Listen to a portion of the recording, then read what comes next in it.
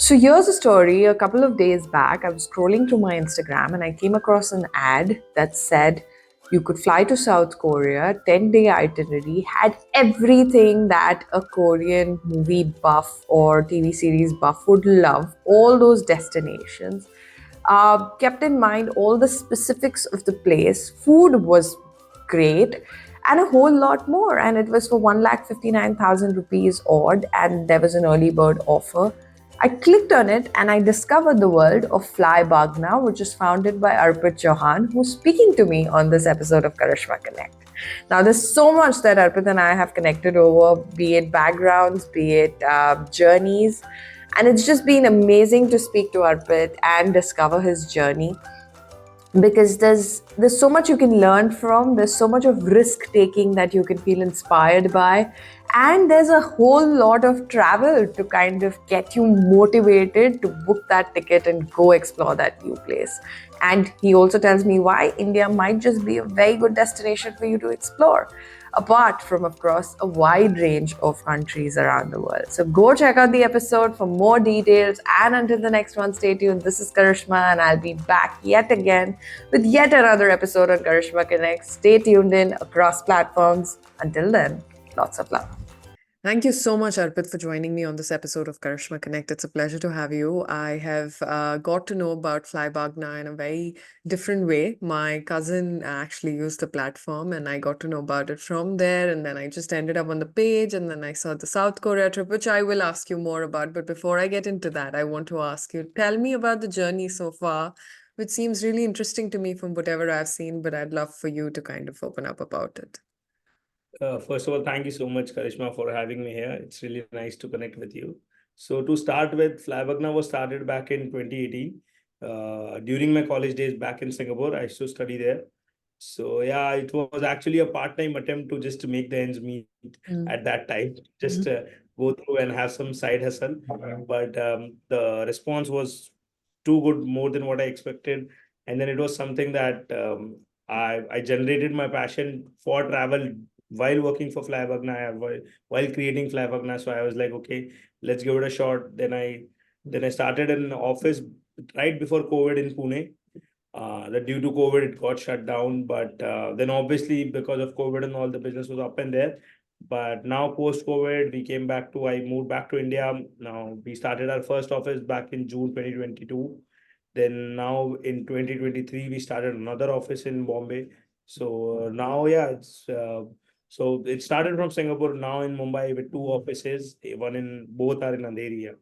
So Okay. yes, that's a short format of my journey. Yeah. Tell me, when you started, okay, starting in something like the industry of travel, did that thought occur to you that am I entering a space where I would be able to survive or not? Because you're essentially connecting different people with different operators, getting all the tours sorted and all of that. What were the kind of challenges? What were the kind of questions that came up in your mind? So for me at that time, as I told you, I was actually just looking for a side hustle to, make some part-time income. But what was interesting for me is that being in Singapore, which is a very tourist-friendly country, and obviously one of the highest generating revenue stream in Singapore is tourism. So I was like, okay, let's give it a shot. But back in college, I was an Indian, like part of that Indian society student representative group. So I knew a lot of people, the juniors would come, would know me. And above everything, travel is an industry where you get to meet people with different industry. Yeah. Like no matter what industry, your client can be from any industry basically. So by that time, I was not sure that I'm going to like full time pursue this only, but I was very curious to meet people from different ends. So I was like, okay, let's start with that. But coming to the challenges, being in travel, you have to connect world on your fingertips, right? So that is something where to find connection all over the world is very difficult, Yeah. especially for somebody who has no idea about how this world works of travel. So yeah, in the initial days, I would say like first couple of years, I was only focusing on Southeast Asia, mostly Singapore, Malaysia, even in like particularly Singapore and Malaysia, because Malaysia was very close to Singapore and I knew some people there. But yeah, as we grew gradually and as I got to know more people, I attended an exhibition, I learned a bit, I took my chances, something backfired as well. But yeah, so far so good. That's lovely. And then tell me, Why do you think there's a need for non-traditional platforms like Fly Bagna? Because see, we are so used to the essential travel agency, tourism agency. आप जाओगे, वो आपकी tickets करेंगे, you'll have the visa and everything sorted. Why is it important for an entirely different version of travel planning to kind of come in the picture? And how is Fly Bagna positioning itself? So I'll tell you what. So when you talk about traditional travel agency, with there are thousands of there, right? In any city you go back in India, you will see a lot of people selling everything around there, right? Yeah. So what happens is they sell the product which is available to them. In short, like I would like if you go to any travel agency and say I want to go to Europe or I want to go to America, they will have their products ready or maybe a little bit of customization if they know about that product. Yeah. But about us, we have taken care of this one thing very particularly, that we will only sell the places where, like most of the places I've been by myself, like I've done my own research. And plus on top of that, if anybody is talking about other than the main cities which usually Indians go, we know how to cater that as well, right? Mm. So we do sell our expertise more than the bookings. We do actually, sell expertise, because not everybody in India is aware that what is going on in Switzerland or what is going on in London and what they should do or they should not do. Yeah. Any travel agent can guide you, okay, if you're going to London, you take the London eye. Anybody in the world can say that. Like, but how to live like a local in those places? Mm. Because that's what I've done. That's what my team has done. We have been to these places, we Mm. have done our own researches, and then we have come up with the products. And the most important part, we don't have anything ready. Even if any customer comes and approach Flybagna, we do not keep any products ready. We customize on your requirement, Mm. based on your age group, based on your budget group, based on your requirement, that how many days you want to go, which date you want to fly in, fly out. So Mm. we customize your plan on your own requirement with our expertise. So Mm. yeah, that's the major difference. Yeah, and I've personally seen some hints of that in the South Korea trip, which you need to tell me more about. So tell me about that trip that's coming up and how can people engage in, are there any other trips coming up as well? Go ahead.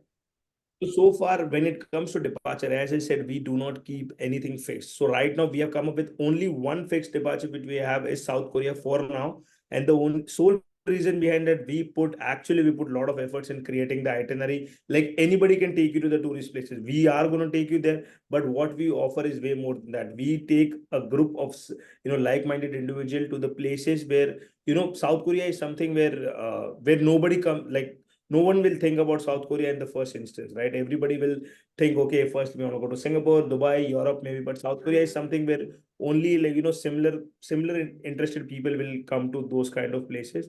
So the itinerary which we have created includes a lot of nightlife, a lot of BTS based, sightseeing, and majorly since the major creation of our itinerary is really into makeup and also we have really kept a close eye on like keeping all those beauty products, where because Korean beauty is getting famous day in beauty Yeah. care, how is day by day in India.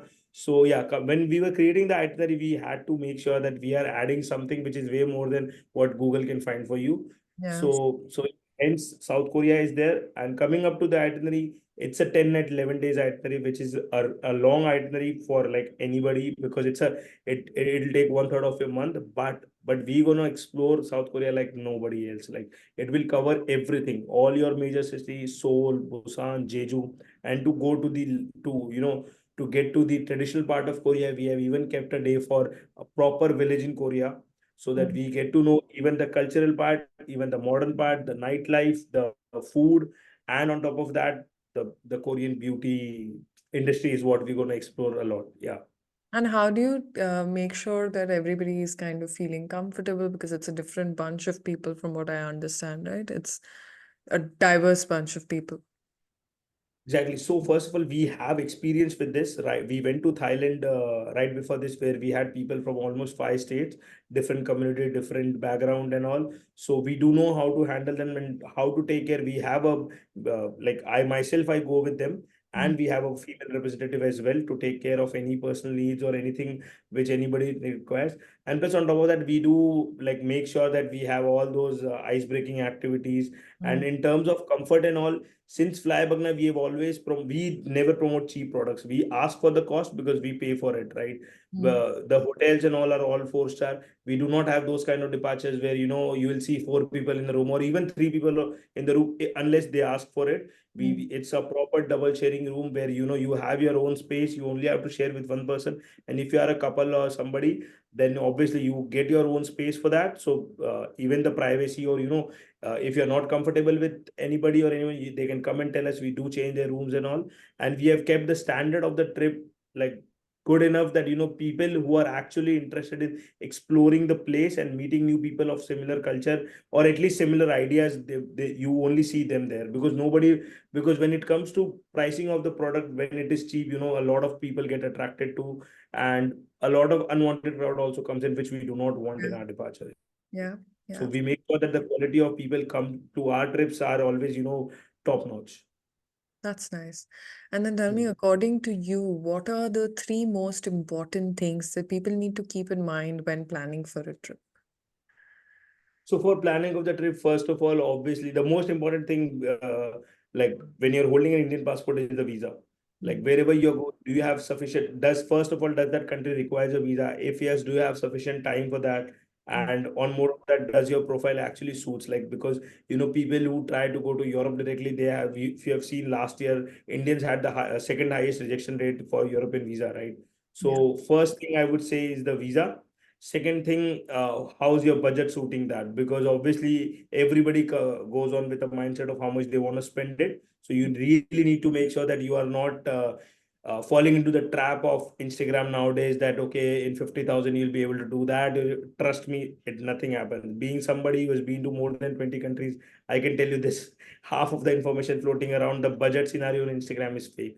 And Yeah. the third thing I would say, I mean, third thing, I had two options. First one is the food preference, because being Indians, we are very particular, Very specifically. important point. Exactly. Specifically, if you're vegetarian, being a vegetarian myself, I know that, when you travel abroad, food, I won't say it's a problem, but you can't be that selective when it comes Yeah. to food. So Yeah. first one is food, and the second one is safety above everything. That the country you are traveling, if you're traveling with random people, you need to be sure that that the place is safe for you, and you will come back come back with good memories and not some horrible one. Yeah. So Yeah. these three, 4 points, I would say it's very important when it comes to traveling. Yeah. Yeah. I'm glad to hear there's somebody else who thinks with the vegetarian angle. Yeah, 100%. Being a Jain vegetarian, so I It's know. very difficult to find food in these Yeah, places. I wouldn't say it's difficult. Trust me, like based on my personal experience, I have traveled to rural parts of Taiwan, Vietnam, Cambodia back then when it was not even famous for India. Mm. Like way before when direct flight to Vietnam started, and there are very minimum restaurant. You can survive on fruits. You get fruits everywhere. You get pastas everywhere. You get breads everywhere. But you need to be very like unselective when it comes to food. You can't be expecting the same taste what you get in India. Yeah. Yeah. That's true. That's true. And then, as an entrepreneur, tell me, because you've started out very young, you've started out at a time when you were also faced by COVID, and then, you had to adapt. What is that one learning that you can share with the listeners that you believe has kind of shaped up your journey? I mean, the one piece of advice is even I give it to my team also, that you need to hang around on your bad days. Means the days goes like some days are horrible. Obviously, it's a business. You can't have all the Sundays in your life. So obviously, some days are very good, but some days are horrible as well. So you need to learn the art of hanging around when the time is not yours. Yeah. Because in COVID, it was almost what 2 years. Fly Bagna was shut. Personally, I was shattered too, because I gave everything to it for a couple of years, and then for 2 years I was almost jobless, you can say. But yeah, the main point was to hang around. I gained my knowledge. I started traveling solo across the country. I traveled India like almost for 14 months. But other than people who are not in travel industry and entrepreneurs, when it comes to something like COVID or something where a huge downfall comes, the most important thing is persistence, right? You need to believe in yourself that okay, no matter how the time is bad, but when the time comes good, you need to capitalize on that. Simple as that. Because when COVID opened up, it opened up with opportunities, right? Specifically for travel, because people were so fed up of staying at their home, they were traveling. So I made sure that I capture as much as I can of that market. Yeah, yeah, yeah, absolutely. I agree as well. I think it's about showing up regardless of the kind of day that you're having, you Well, know. it's business. You can't have all good days for sure. Even now we don't. We do have team. We have to be two offices, but still we get ups and downs. But yeah, you need to hang around. That's the most thing. You can't give up at that time. Yeah. That's true. And then what, according to you, is the future of travel with kind of all these new operators coming in, like yourself as well, who are, according to me, you all are curating an entirely new way of travel because people didn't know this kind of being able to, end to end have support from somebody who has planned your trip, is there with you in this space. What do you think the future is all set to be, or what kind of a future are you looking forward to? So I'll explain you like by stretching the past a little bit. Like the 10 years ago, if you'll see, the people who could travel abroad were always the, you can say, the upper middle or middle class, upper middle or rich class. Only they could travel, because obviously, first thing, people, everybody wants to travel. There is no doubt in that, but you need money to travel, right? Yeah. But so nowadays, how we are capitalizing on that, that we are giving, like particularly I'm talking about my company, at least Fly Bagna, we are giving EMI options for people to travel, without any charges. You can pay your travel bills even after coming from the destination. And the other thing is, coming to the future of travel, the youth specifically from Indian market wants to travel now. Like Yeah. nobody nowadays, yeah, no doubt people are into buying fancy clothes, buying fancy things for themselves, but now everybody wants to travel. Now it's the Very simple true. thing, specifically when it comes to future, like Instagram has boosted the reels and all so much that you see those things day in, day out. So the basic psychology of everybody is like, yaar, yahan to jana hai mere ko. Yes. Right. So this is how the mentality works. So people are traveling, obviously, to, like, we are here there to assist with the finances and all. We are ready to do that, but the future looks very good. And I believe the more and more how I see travel 10 years down the line, obviously it is going to be more of online travels and all. But when it comes to booking through traditional agents and all, I don't think that market is also dying anytime soon, since because there are a lot of people who travel with their families and all, and everybody needs everything to be done well in advance. Yeah. Because when it comes to online booking, it also comes with a backlog that, a lot of hotel dropping and, a lot of last minute cancellation and, cancellation without notices and all, which comes in. So I think when it comes to, like, the exact, I would say that the travel future looks very bright to me. At least the market is growing anyways. I think, if I'm not wrong, the last year's travel revenue throughout the world, what, how do you say, it was a $17 trillion market, right? Mm. It's that big of an industry. So I think it's trillion or billion, I don't know, maybe I may be wrong, but it is a huge chunk of the global economy, right? So people are going to travel a lot, people are going to spend a lot on flights. So yeah, I think, like, India is also coming up. The aviation in India is also trying to, gear up themselves. Saying that, yeah, the travel future looks quite good. But the only concern, I would say, like, with the travel, that people should be very cautious of where they're booking and what they're booking. They shouldn't travel like, like outrightly that, okay, this location looks good, okay, let's go there, because there are a lot of things to be considered when it comes to these kind of things, safety, budgeting and all. So yeah, I think we Even are in, we are on a good path when it comes to travel industry. Yeah. I think even inter-India travel is picking up now. We've got Lakshadweep coming into the And picture. not just Lakshadweep. I would say personally, right. I was in Switzerland last year, okay, for almost what 8-9 days, good 8-9 days. Before that, I have lived in Himalayas for almost what 10 months. I would say, like, India is no less than anything else. And trust Absolutely. me when I say that, I've been to remote parts of Himachal and Uttarakhand and all. Like, people where not everybody you see, and I've been to remote parts of Switzerland which are very very expensive also. Nothing against Switzerland; it's a beautiful place, beautiful country. But trust me, India is no less to offer. Like, India is, and when it comes to money, it's what 10x cheaper if I'm not wrong. I travel for 10 months. I hardly spend in US dollar. I would say hardly $4,500 for almost 10-11 months. And in a Europe trip, that was the budget for 20-25 days. So yeah. So India is good. We have everything. And I believe there are only few countries in the world which is everything.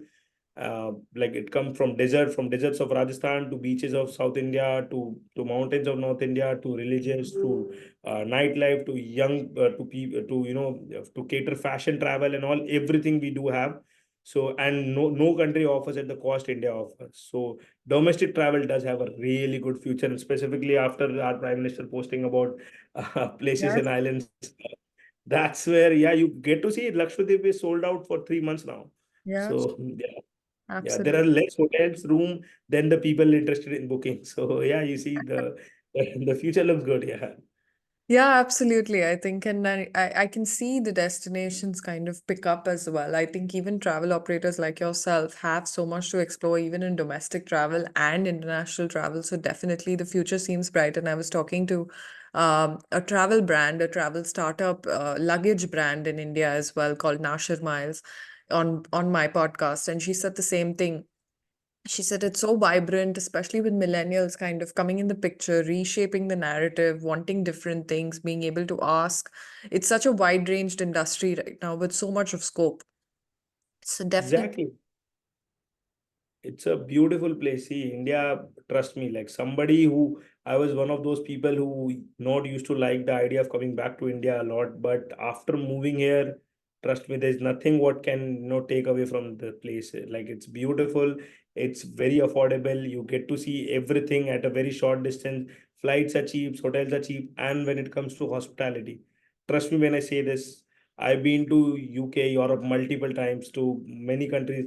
No country comes even close to India's hospitality. Like it's not Absolutely. even close. You can't even keep any country in the same bracket here. Belong from Rajasthan. We believe in the hospitality. If you come and check out the hotels of our place, it's they are beautiful. The properties are beautiful. They're huge. We have very huge chunks of land to build on properties, and the hospitality. Trust me, like nothing come close. The food, the hospitality of India. I don't think any country can match. Yeah. Absolutely. It's got something for everybody, I think. Any type of traveler, and it takes into consideration. My Exactly. last question to you, Arpit, is why Fly Bagna? Tell me the rationale behind that name.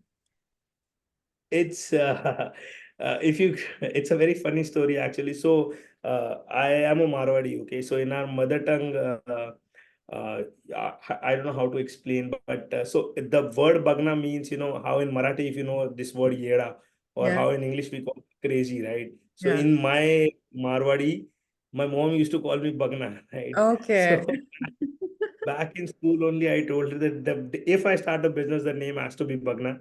So the first name was only Bagna. Then I was like, it doesn't represent travel in any sense. So I tried because I didn't want to add any tours and travels and holidays and all because it's very common. So I'm like, okay, let's try. I tried Bagna Fly or then Fly Bagna. So Fly Bagna clicked immediately at that time. So I was like, okay, yeah, good to go. And it worked, right? People do ask for it and it works. Yeah, always works. Absolutely. Absolutely. I mean, I can't personally wait to try the services myself. I'm just waiting for the right moment. But more power to you and your team. It's been lovely getting to know your journey. And I think it's also been lovely just connecting because it's such a small world and there's so many similarities. Thank you so Yeah. much for joining me. Thank you so much. Yeah, it was lovely, lovely like connecting with you. Yeah. Cheers.